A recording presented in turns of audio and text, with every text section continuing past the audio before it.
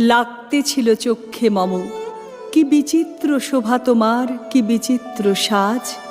আমি মনে ভাবতেছিলেম, এ কোন মহারাজ।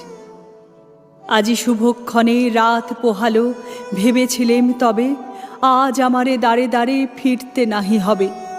বাহির হতে নাহি হতে কাহার দেখা পেলেম পথে। চলিতে রথ ধনুধান্য ছড়াবে দুই ধারে। মুঠা মুঠা কুড়িয়ে নেব, নেব ভারে ভারে। দেখি সহসা রথ থেমে গেল আমার কাছে এসে। আমার মুখপানে চেয়ে নামলে তুমি হেসে। দেখে মুখের প্রসন্নতা জুড়িয়ে গেল সকল ব্যথা।